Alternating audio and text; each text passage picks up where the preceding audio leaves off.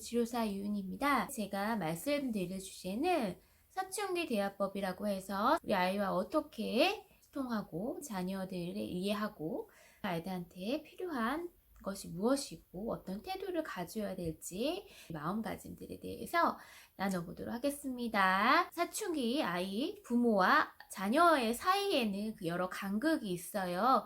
우리의 입장도 있고 사춘기에 경험하는 아이들은 또 우리와는 다른 문화나 배경들 속에서 또 어떤 마음들이 존재합니다. 아이 마음, 우리 마음들을 서로 그 간극을 줄여 나가야 사춘기를 좀 더 무난히 잘 견딜 수가 있거든요.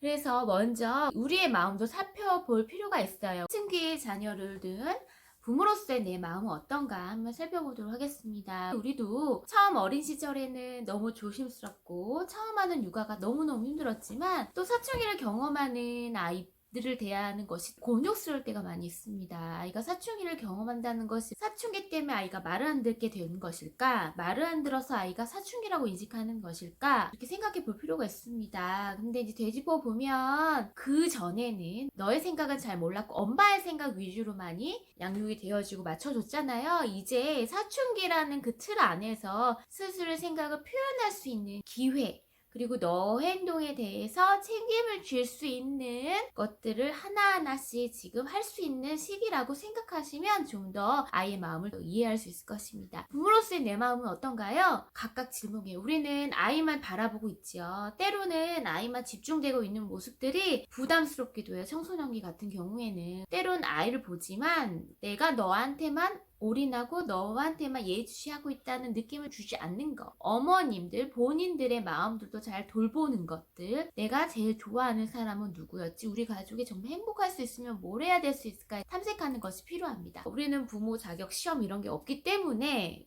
낳는 순간부터 부모가 되어가는 과정을 공부를 하고 훈련을 하는 거죠. 저 스스로 그동안에 10년이란 시간 동안, 저 같은 경우는 12년이지만 10년이란 생활 동안은 이제 스스로 생각을 하는 거예요. 스스로 만족하고 있는가, 자랑스러운가, 창피한가, 부족한가. 물론 우리는 모든 걸 더 완벽하게 해줄 수가 없죠. 저 또한 일하는 엄마, 다자녀를 둔 맞벌이 부모를 둔 아이 입장에서는 전업주부를 두신 엄마들에 비해서 아무래도 더 못 챙겨주고 더 많이 신경을 못 써주는 부분 분명히 많이 있죠. 그런 것들도 감당해야 되는데 그런 모습을 만족을 하는지 아니면 자꾸 부족하고 후회스러운 마음이 많이 있는지 살펴봐야 되는 거고요. 아이들의 마음 들여다보도록 할게요. 아이들의 마음은요 여러 가지 막 들쑥날쑥하기도 해요. 이제는 많은 것을 느끼고 있지만 그것들을 표현할 수가 없죠. 환경적으로 학업이라는 그 중대한 과업을 하기 위해서 마음들을 많이 감추고 가려져 있는 것들이 있어요. 바깥에서는 공부나 학업적인 걸 하지만 가정에서 우리 아이는 어떤 생각을 하고 있을까? 아이가 가장 화가 나게 하는 건 뭘까? 가장 좋아하는 사람 뭘까? 우리 아이들이 스스로 좋은 점 생각하고 있나? 생각해 봤으면 좋겠습니다. 부모인 나, 내 머릿속에 나 각각 다 있죠.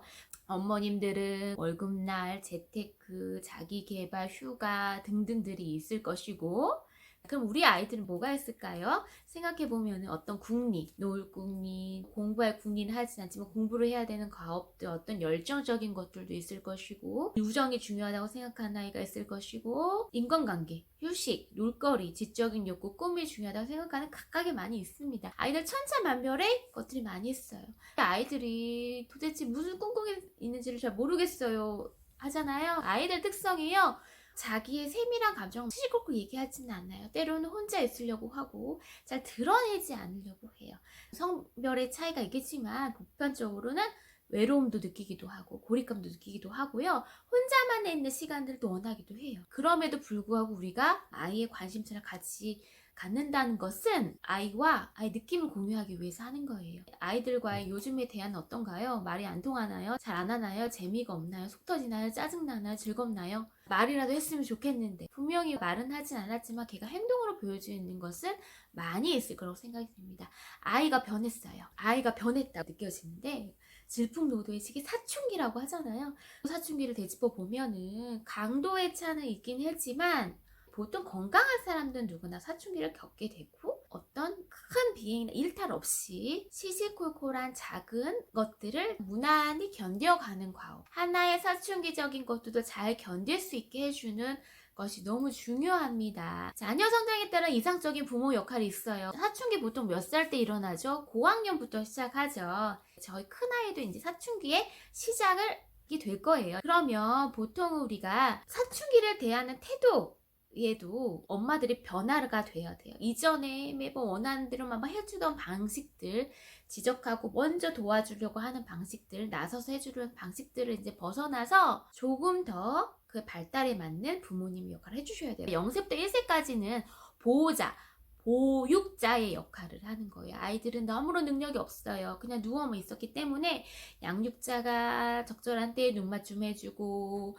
음식도 나눠주고 정서적인 교류를 해줘야 발달할 수 있었어요. 1세부터 3세까지는 보호자의 역할을 벗어나 양육자의 역할이 되어주는 거고 4세부터 7세까지는 양육자보다 좀 더 훈육자의 역할을 해야 되는 거고 8세부터 12세까지는 격려자의 역할, 초등학교까지는 격려자의 역할을 해주셔야 되고요. 중학교 1학년쯤부터는 20세 때가 상담자적인 역할이 가장 이상적인 부모의 역할입니다. 상담 배우진 않았지만 어떻게 상담자적인 부모가 되나요? 우리도 누군가한테 막 이야기를 하잖아요. 그런데 그 사람이 모든 걸 다 해결해 주는 건 아니에요. 근데 말하는 과정, 내가 이런 상황이에요. 이런 상황을 이해해 달라고 하는 그런 멘트로 하는 거거든요.